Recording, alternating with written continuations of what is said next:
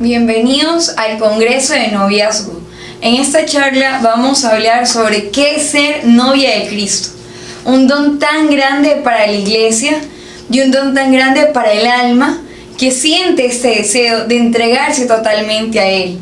Ustedes en este congreso como tal han hablado tal vez ya de charlas sobre lo que es el noviazgo, una preparación para el matrimonio, ciertamente, y que el matrimonio es una vocación también muy sublime, por el cual algunas almas que han sido llamadas desde la eternidad a servir a Dios y a la comunidad por medio de esta vocación alcanzan la santidad. Pero la otra vocación por la cual uno puede alcanzar la santidad y unirse totalmente a Jesucristo es la vida consagrada, que es aquella unión por la cual el alma se une a la voluntad de Dios. Dice San Juan Pablo II en la exhortación Vita Consacrata que el alma consagrada es aquella que pone de forma libre su voluntad y su voluntad libre la une a la voluntad de Dios. De tal forma que Jesucristo siempre es ese caballero que espera que el alma sea dócil a lo que Él le pide.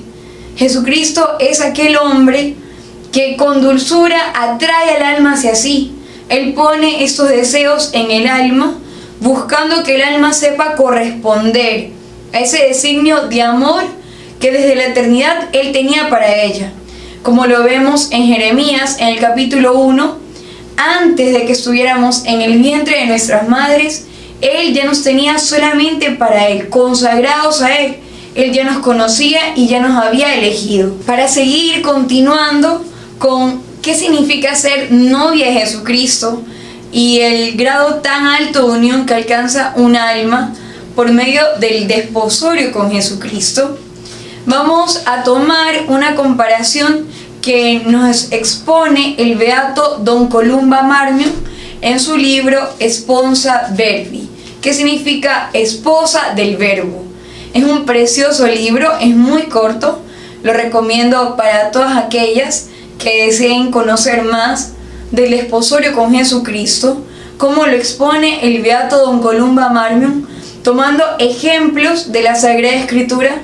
Queda clarísimo lo que el verbo espera del alma, y el verbo obviamente pues es la persona de Jesucristo, el Hijo de Dios, la segunda persona de la Santísima Trinidad. De tal forma que el verbo llama a ciertas almas a este grado de unión. Y así como el noviazgo es una preparación para el matrimonio, humanamente hablando, el matrimonio terreno, de la misma forma, ser novia de Cristo es prepararme para ser su esposa.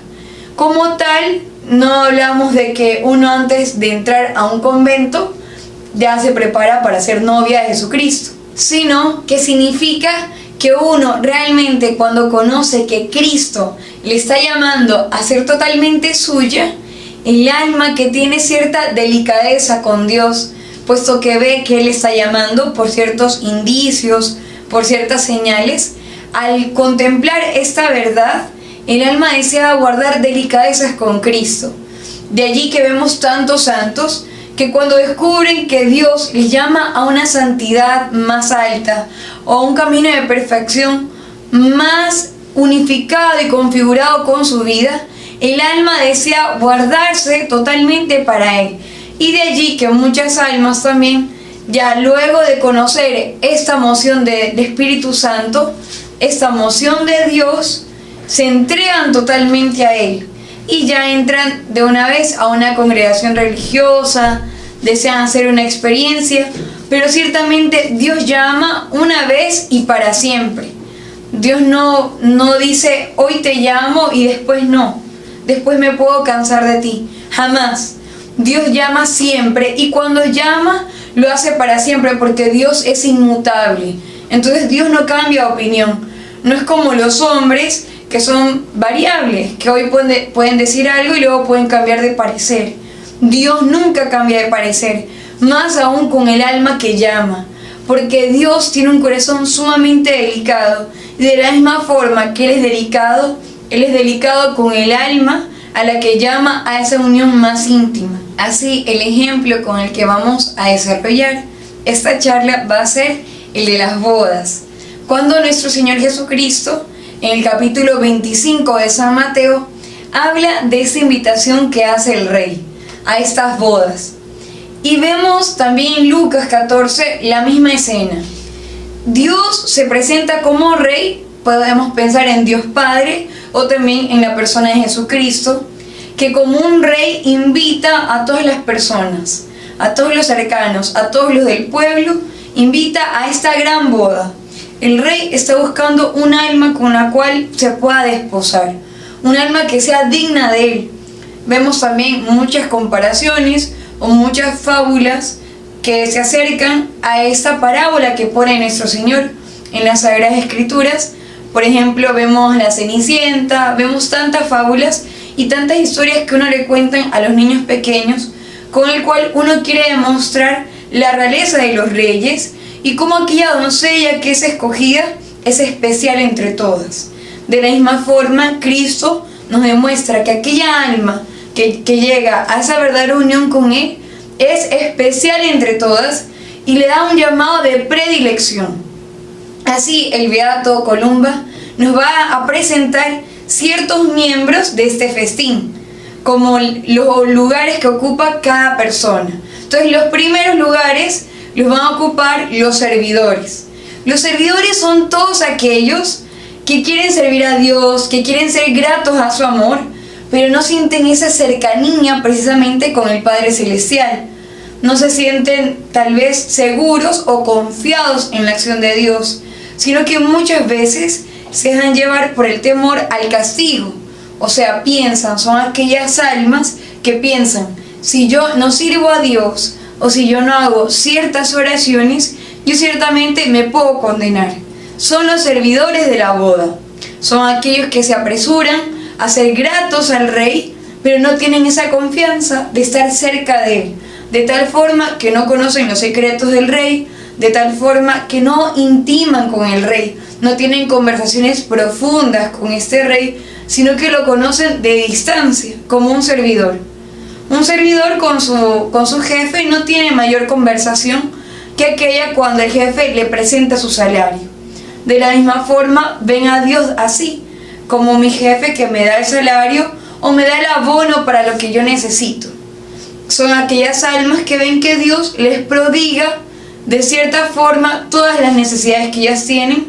Él les prodiga lo que necesitan, pero no sienten esa confianza de hijos de Dios, ni tampoco de una esposa de Dios. Simplemente se complacen con eso, de tal forma que aquellas almas no logran llegar a esa verdadera felicidad y a esa verdadera unión que espera el Rey de ellas y que quiere darles. Así vamos a pasar al segundo puesto de este festín. ¿Quiénes son aquellos que ocupan este segundo lugar?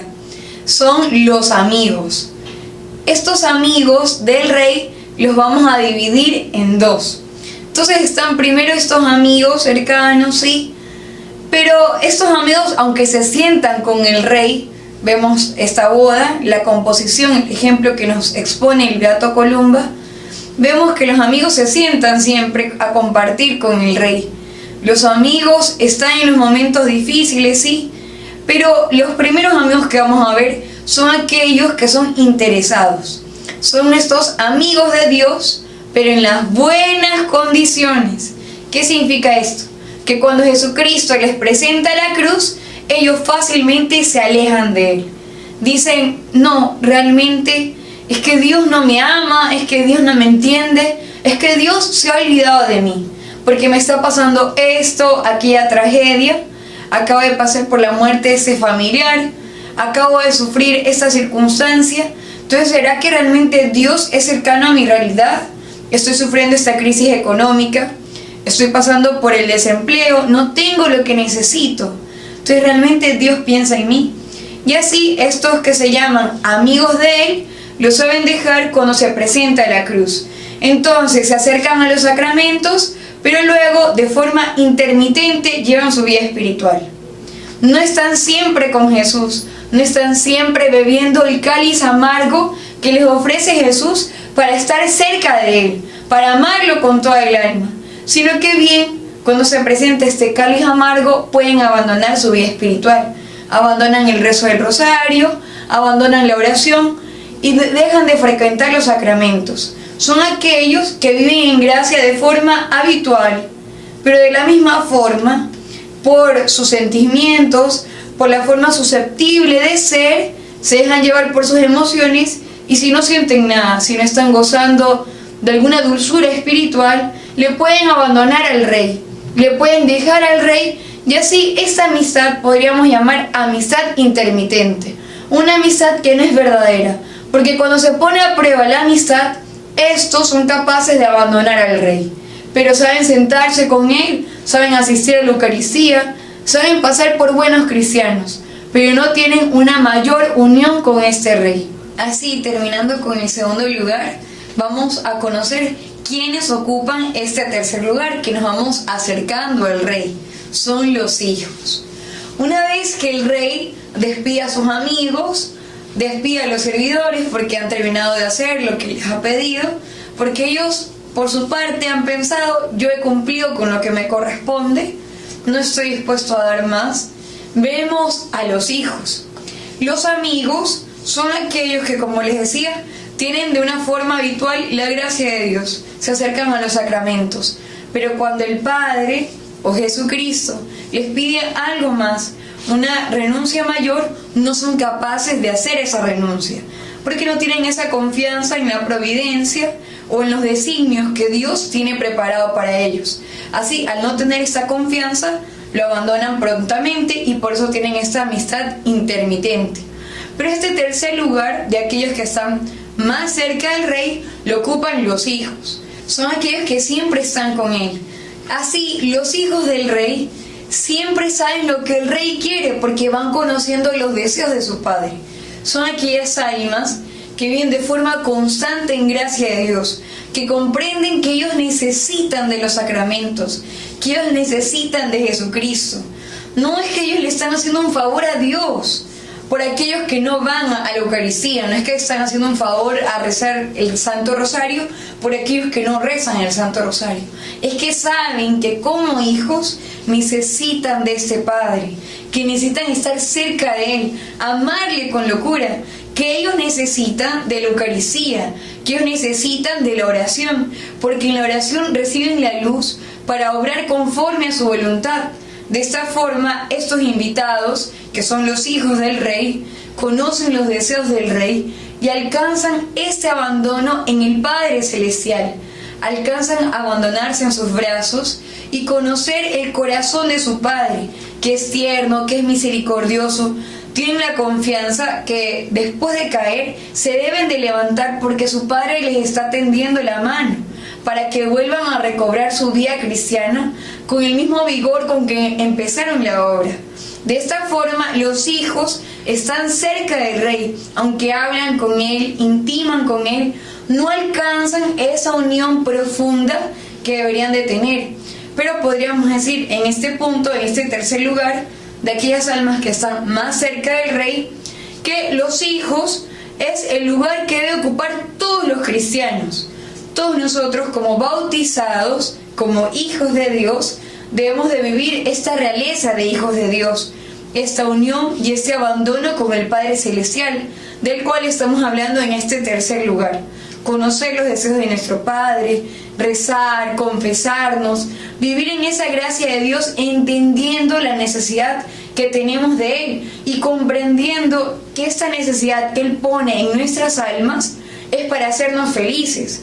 Que realmente los más felices en la mesa son los hijos, porque los hijos saben que el Padre les proporciona todo lo que necesitan, que nada les hace falta si realmente comprenden que tienen a su Padre. Terminando este tercer lugar de los hijos de Dios, al entender que todos los bautizados, o sea, todos nosotros, correspondemos a este tercer lugar y que todos debemos de vivir esta ciudadanía celestial, vamos a conocer este cuarto lugar que ocupan las almas que tienen esa mayor unión con el Padre, con Jesucristo, con el Verbo encarnado.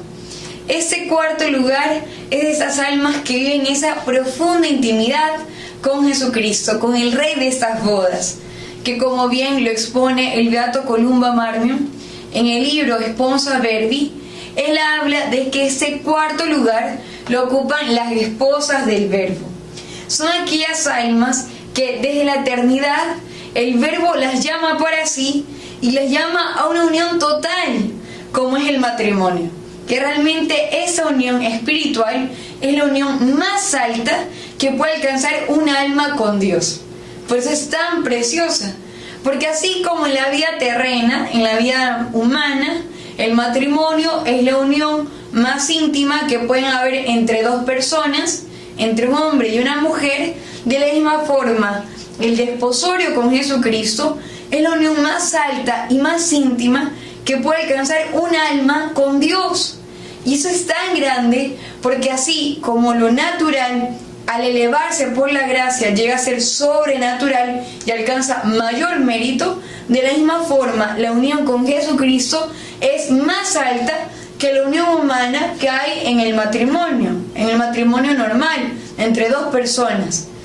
De esta forma no quiero decir que el matrimonio, la vocación matrimonial, sea una vocación menos perfecta, porque entendamos bien que la perfección, Dios llama a todas las almas a esta perfección por medio de la vocación particular que tenga para esa área. Así, la perfección que Dios quiere para cada alma es la más perfecta. La vocación particular que Dios le concede a cada alma es la vocación más perfecta para esa alma. De tal forma que no estoy diciendo que la vocación del matrimonio sea inferior a la vocación de la vida consagrada, pero en llamado a perfección, la vocación a la vida consagrada es más alta por el mismo hecho de la unión que se alcanza del alma con Dios. Así, al conocer este cuarto lugar que lo ocupan las esposas del Verbo, debemos entender que son aquellas almas que logran conocer los secretos del Rey. ¿Se acuerdan que los servidores solamente se aplican a trabajar por Él, tienen temor al castigo, o sea, a la condenación eterna? No les mueve el amor al Rey, sino el miedo a condenarse, un temor servil. Pero en cambio las esposas del Verbo son aquellas almas que, comprendiendo que Dios, el infinito, aquel que lo puede todo, aquel que creó las estrellas, la luna, el mar, el océano, las llama para sí, desean devolverle tanto amor que este Rey ha tenido para con ellas. En el Catecismo de la Iglesia Católica, cuando habla del sacramento del matrimonio, habla en el numeral, a partir del numeral 1500, acerca del sacramento del matrimonio, va a decir que el hombre desde la eternidad ha sido llamado a amar, a ser amado, y que es una vocación innata en el corazón del hombre.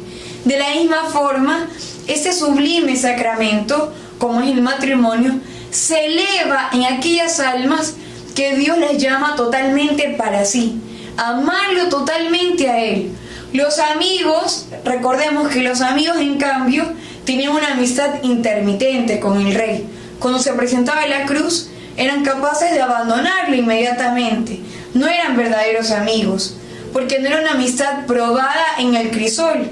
En cambio, las esposas son aquellas capaces de, como Nuestra Señora, ser fecundas en el dolor, porque nuestra Madre Santísima da a luz a todos los cristianos por medio del dolor, de aquella corredención por la cual ella se une al dolor de su Hijo. A los pies de la cruz, ella está firme, ella está regia. De la misma forma, la esposa del Verbo es aquella alma que es capaz de sufrir con su esposo. No es esposa porque solamente goza de una corona llena de diamantes. Es esposa porque es capaz de sufrir por él. Es esposa porque es capaz de compartir la cama que escogió el esposo. Y la cama que escogió, el trono que escogió este Rey, es la cruz. De la misma forma, esta esposa, esta alma llamada por Jesucristo, desea compartir la cruz con Él. Desea compartir este trono que su Rey escogió en la tierra. Desea compartir una corona de espinas, desea compartir clavos, desea compartir todo lo que su esposo en la tierra escogió.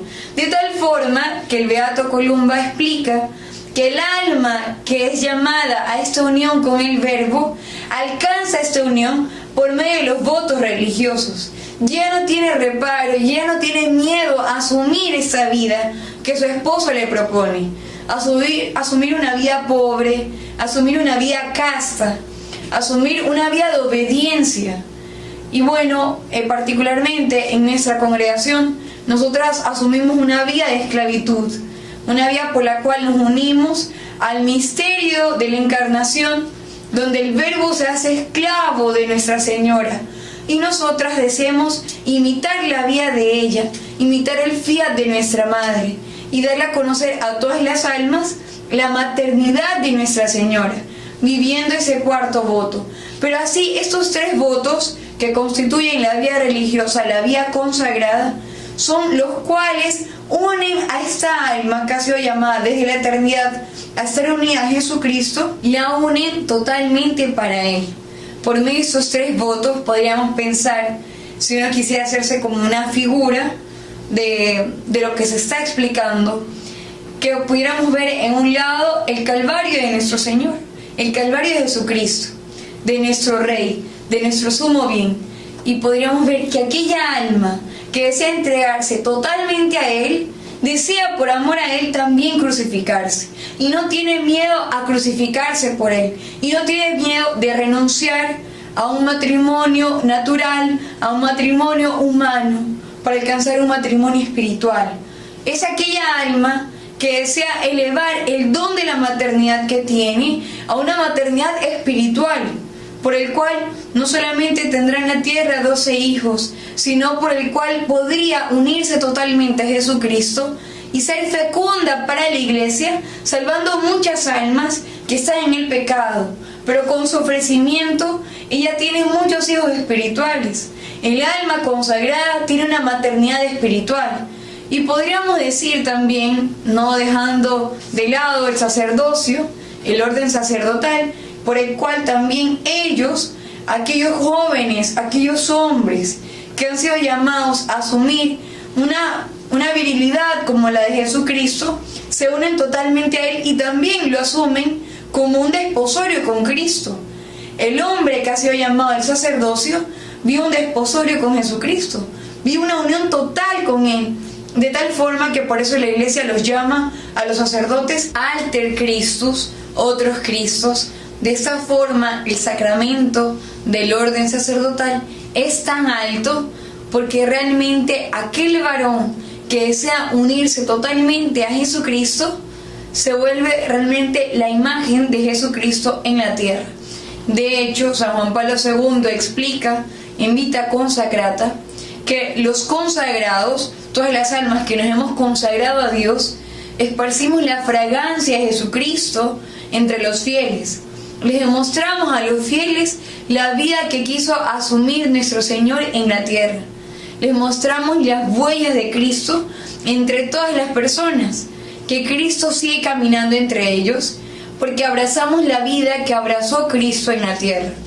Así, continuando con ese cuarto puesto que ocupan las esposas del Verbo, que es el puesto más alto y el puesto de mayor unión, podríamos decir que aquella alma que ha recibido el privilegio de la vocación a la vida consagrada, de la unión a Él, es esa verdadera novia y esa verdadera esposa de Jesucristo. Y así como el noviazgo terreno es esa preparación para el matrimonio, de la misma forma, el alma que quiere entregarse a Jesucristo debe prepararse para Él, debe de realmente buscar guardarse totalmente para Él, para su esposo.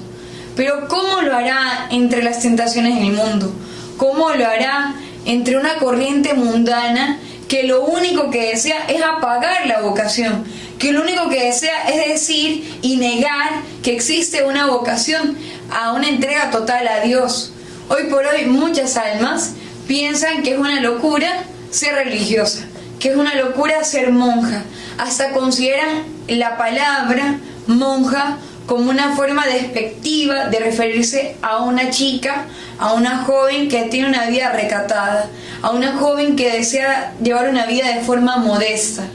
Muchas veces en el mundo, para designar a alguien que tiene una vida así, una vida sana, una vida de valores, de forma peyorativa, utilizan la palabra monja como un peyorativo, como tratar de forma despectiva a alguna joven, cuando ciertamente es un llamado sublime, es un llamado precioso. Y no solamente lo digo por el hecho de vivir, tener la alegría de vivir esta vocación tan preciosa a la que Dios me ha llamado, sino por el mismo hecho de lo que es.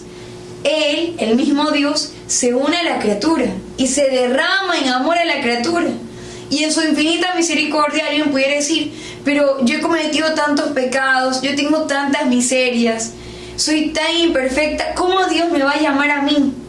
Pero ¿por qué siento este deseo de amarlo? ¿Por qué siento este deseo de ser grata a los favores, a los beneficios que he recibido de Dios? ¿Por qué tengo este deseo de entregarme más a Dios y no entregarme a los hombres? ¿Por qué tengo este deseo de guardar una vida de pureza? ¿Por qué tengo este deseo de hacer algo más por las almas que se están muriendo en el mundo? Pues bien, Dios en su infinita bondad llama a las almas precisamente que contienen todas estas características, imperfecciones, miserias. No llama a los santos, no llama ya a los perfectos. Por eso Jesucristo en el Evangelio dice, he venido por los pecadores, he venido por aquellos enfermos, he venido precisamente por aquellas almas que se ven pequeñas y necesitadas de mi amor. De la misma forma, Jesucristo pudiera estar llamando a alguna de sus almas, pero ustedes tienen que estar atentas a responder al amor de ese sumo rey, de ese Padre que invita a este banquete y que por medio de ese banquete quiere donarse totalmente, quiere derrochar todas las riquezas inconmensurables que hay en él. De hecho, hay muchos textos bíblicos donde podríamos hablar de esa unión esponsal que quiere tener Dios con el alma. Esa unión esponsal es la unión que debe tener ya todo bautizado con Dios, desde que renuncia a Satanás, al mundo y a la carne por medio del bautismo. Como sabemos, en el sacramento del bautismo se renuncia totalmente a esta unión mundana y uno, al pertenecer a la iglesia, a ser coheredero del reino celestial, hijo de Dios, como esta unión de bautizado con el Padre, también asume una unión esponsal. De hecho, por eso San Pablo en 2 Corintios, capítulo 2, versículo 2, habla de que él entrega, dice al pueblo de Corinto, entrego cada una de vuestras almas como vírgenes castas a Jesucristo. Entonces, de esta forma, el bautizado asume esta unión esponsal con Jesucristo. Ya el bautizado asume esta unión esponsal. Pero aquellas almas que viven a plenitud esta unión esponsal son las esposas del Verbo. De allí que, para ir terminando, voy a tomar el Salmo 44, para ir cerrando esta charla que hemos tratado de desarrollar cómo las almas han sido llamadas a tener una unión con el Padre, a tener una unión con el Rey, y cómo la unión más alta con el Rey es la unión de ser esposa del Verbo. Así, en el Salmo 44 nos dice el Señor, sabemos que el Salmo 44 lo escribió el rey David, y que al escribir estos salmos, él quería realmente manifestar los sentimientos de su alma a Dios, y cómo Dios también se revela al alma, puesto que él experimentaba la misericordia de Dios. Dice, escucha, hija, mira, inclina el oído, olvida tu pueblo y la casa paterna, prendado está el rey de tu belleza, póstrate ante él, que él es tu Señor. Así, tomando esta parte tan pequeña, este trozo tan pequeño del Salmo, podríamos ver ya la benevolencia de Dios al llamar al alma, y al decirle de forma tan sutil, pero tan profunda también, escucha, hija, mira, inclina el oído, como estate atenta. Si yo te estoy llamando, estate atenta a escuchar mis señales, a no ser sorda a mi voz, a escuchar mi llamamiento y a seguirlo prontamente. Y cuando dice, olvida tu pueblo y la casa paterna, es mostrarnos que para seguirlo a Él debemos de olvidarnos de las criaturas, que para seguirlo a Él debemos desembarazarnos de todas las cosas, de todas las afecciones desordenadas que en el mundo hemos acarreado. ¿Qué significa esto? Que muchas veces no logramos unirnos totalmente a Jesucristo, que nos puede estar llamando a ser sus novias, a ser sus esposas, porque muchas veces tenemos ocupado el corazón en las cosas creadas, en las cosas de este mundo, en las aficiones, en los ensueños.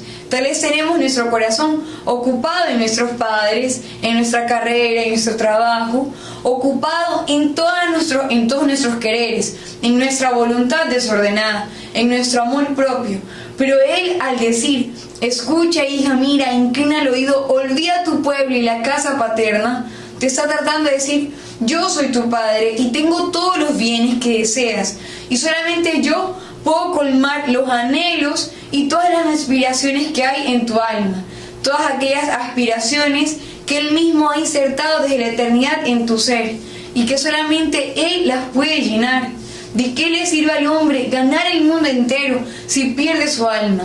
¿De qué le sirve a aquella alma que desde la eternidad ha sido llamada a ser esposa del Verbo si se pierde en el mundo y pierde aquella felicidad que el Verbo tenía preparado para ella? Pero solo si ella estaba dispuesta a renunciar a todo por amor a Él. Así, pidámosle a nuestra Madre Santísima, aquella mujer, aquella doncella que dio este fiat voluntas sua, aquella mujer, aquella señora que puede realmente darnos esa fuerza y ese vigor para corresponder a los designios de Dios, pidámosle a ella que nos ayude a alcanzar todas las gracias que necesitamos para corresponder a esta unión, si así Dios hubiera puesto en nuestras almas este deseo y esta vocación de unirnos totalmente a Él. Así que como consejo les doy, unirnos a nuestra Madre, unirnos a la Virgen María, pedirle a ella, Señora mía, dueña mía, dame la gracia que necesito para corresponder a esta vocación tan sublime, si ese precioso Rey Jesucristo me hubiera llamado a Él. Gloria al Padre, al Hijo y al Espíritu Santo, como era en el principio, ahora y siempre, por los siglos de los siglos. Amén. En nombre del Padre, del Hijo, del Espíritu Santo. Amén.